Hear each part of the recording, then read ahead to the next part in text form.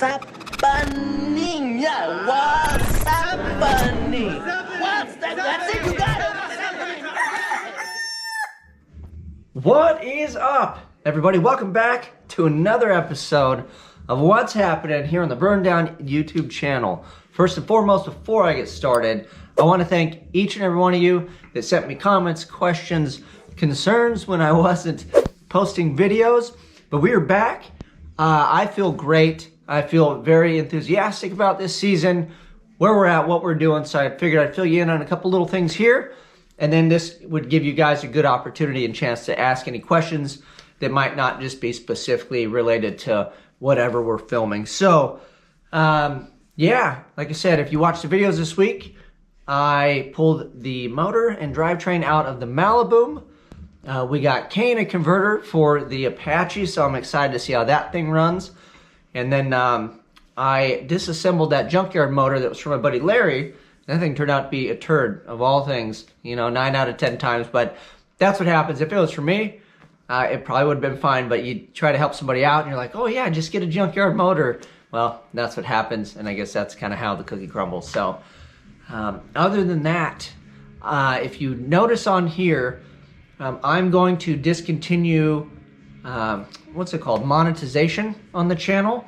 So unless I screw the music portion up or it picks up something in the background or whatever, kind of like my wife is jamming stuff right now, it will pop me for that, and then it'll put commercials. But if you don't see commercials, we shouldn't have any commercials this season. If you're wondering why I'm doing it, I'd like to grow the channel. I know that we can get to 10K this year. That's a big number because it adds a digit. So you go to 4 to 5 digits, which is really cool. And then honestly, unfortunately, the only number that really matters after that is going to be like 100. That's like the really big one. No idea if I'll get that far.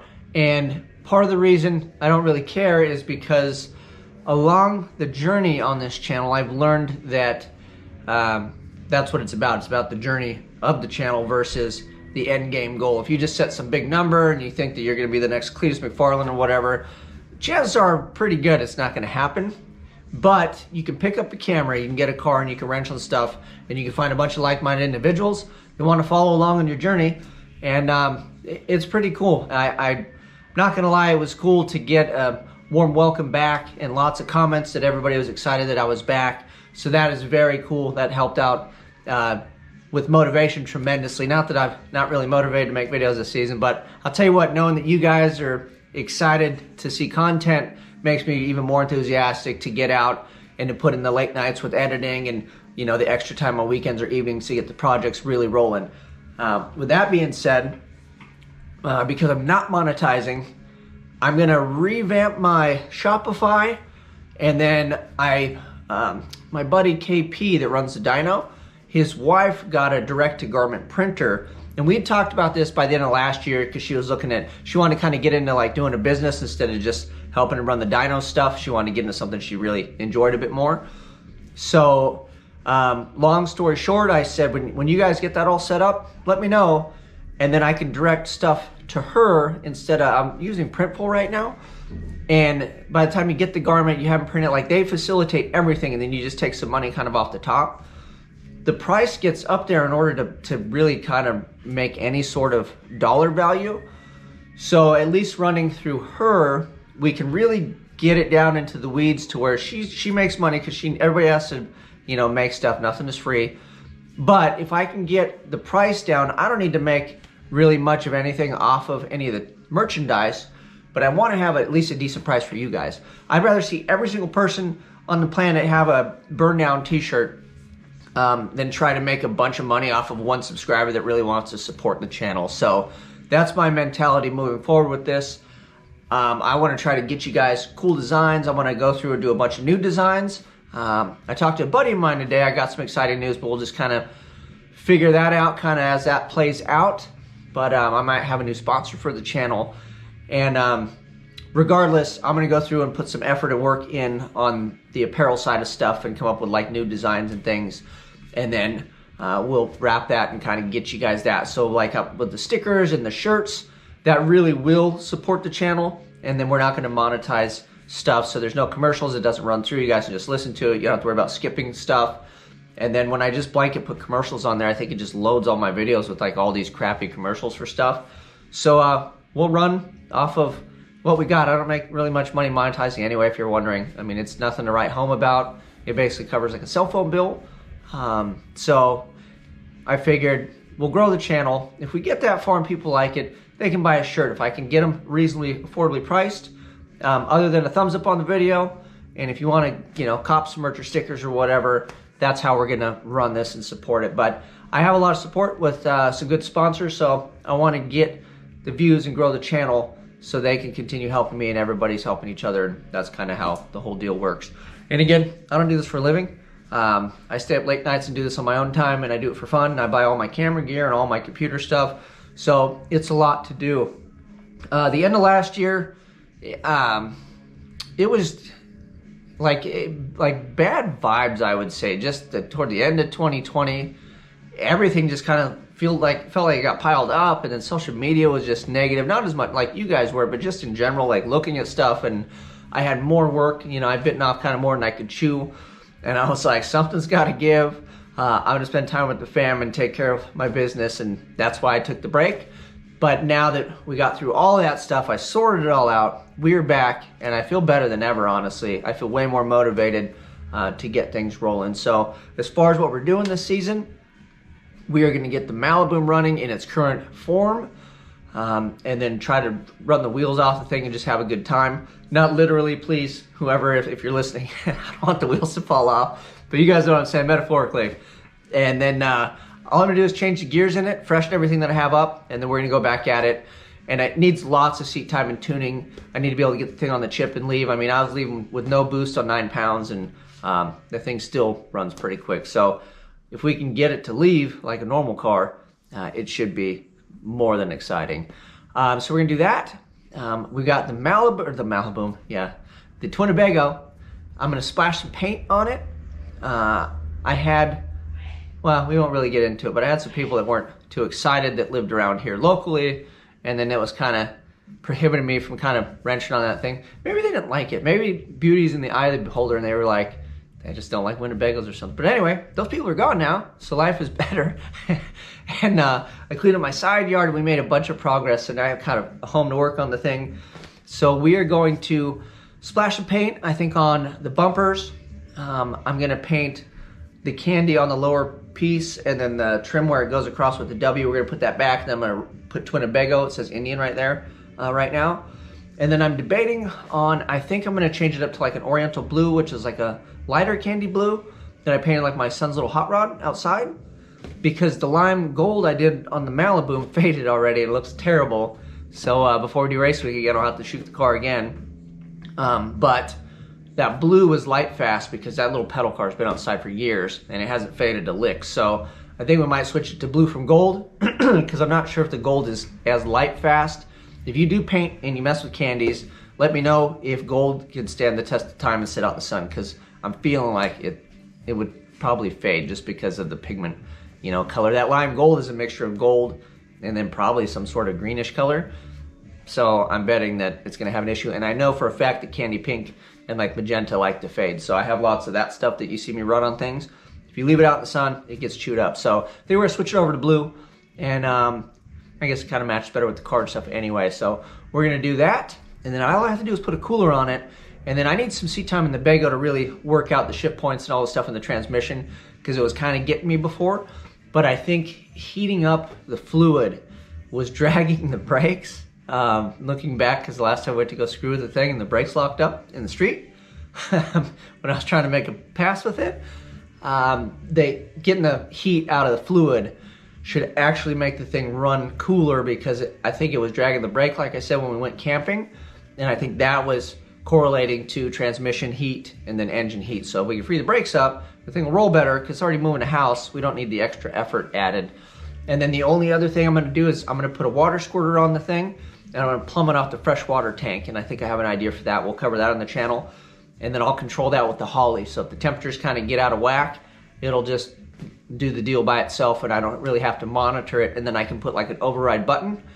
But for the most part, I'll just have it automatic. So if the wife was driving or somebody else was driving for whatever reason and they're not going to be as attentive as I am, they could just motor on up a hill, and if the temps got up there, it would just handle its own business. And maybe I'll make like a light so at least you can kind of start paying attention for somebody that's not used to it. But ultimately, I can't drive everything all the time.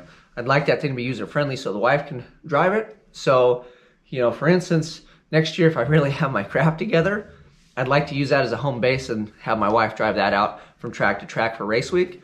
And then I can just struggle in the Malibu. And I think that'd be really bitching to bring the whole circus out to race week if I could. But this year's big adventure is LS Fest West. You know, I've gone to it several times. We missed it with the boom last year. I was trying to get the car wired, and I just missed it by that much and threw in the towel and just went and spectated. Well, we're not doing that this year. We're bringing both of these things. We're splashing paint on the Bago. We're going to cause a ruckus, hopefully have some fun.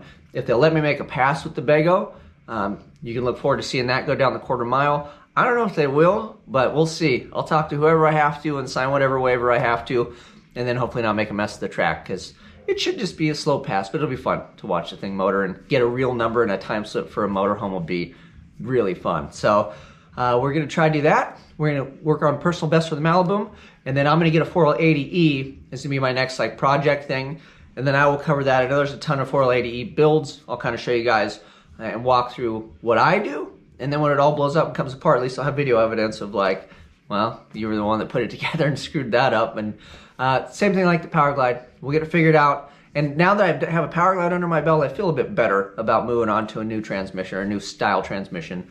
And then we'll ruin that one too, I'm sure.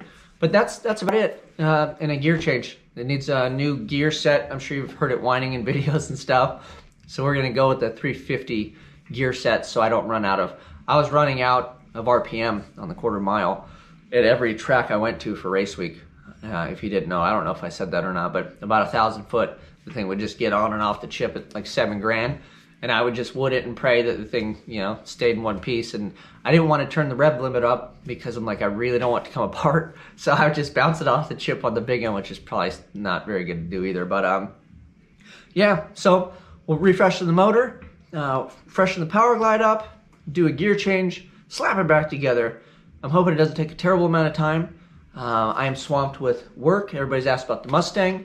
I sent that beast over to upholstery. They're working on it now. That will come back for a cut and polish and then trim install.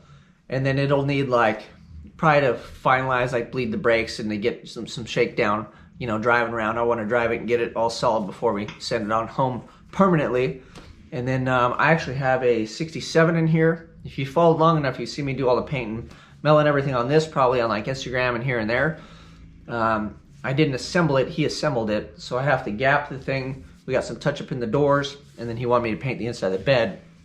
Initially, he was gonna bed line it, and he decided against it. I'm like, man, painting beds are the worst. So we're doing that. And then I have an Apache that I think you may have seen. I've got a 59 Apache that we'll be working on. So we'll kind of show this stuff from time to time, but I don't want to get into my day-to-day grind stuff. I want to keep it fun and keep it on the racing and all that stuff. But if you guys have questions about things, I don't mind showing them.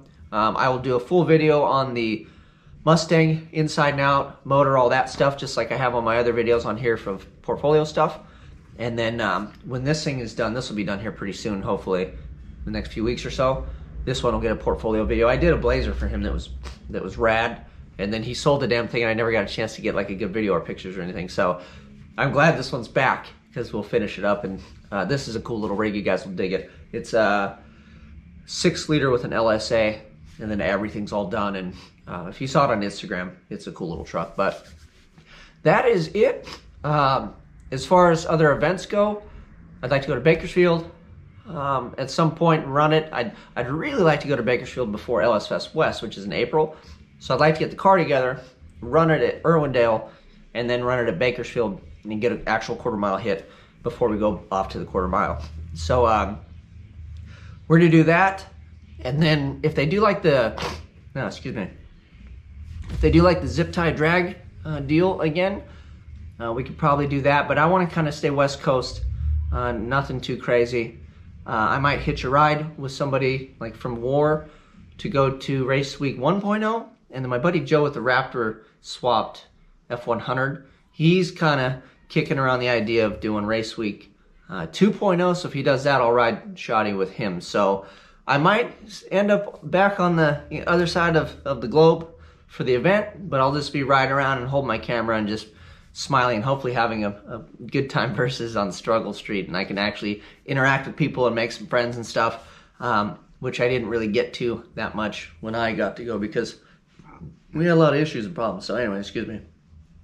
So that is that. If you have any other questions, suggestions, any of that fun stuff, you guys let me know, and then I'm gonna start making videos and taking care of business over here. We'll get you guys some new swag that you guys can cop, and then I have the one sponsor that's kind of lined up that's on board for the most part, and then I may have another one that'd actually be kind of cool. And it's funny because they're not related to actual car parts, which is kind of, it's like nothing performance or anything like that. So it's kind of cool, but it's still in the wheelhouse of, you know, having fun and whatnot. So anyway, that is it. You guys, thank you very much for sticking around. Thank you for sitting through this whole video. If you're already here all the way at the very end, you are a rock star. And then we'll catch you guys next week.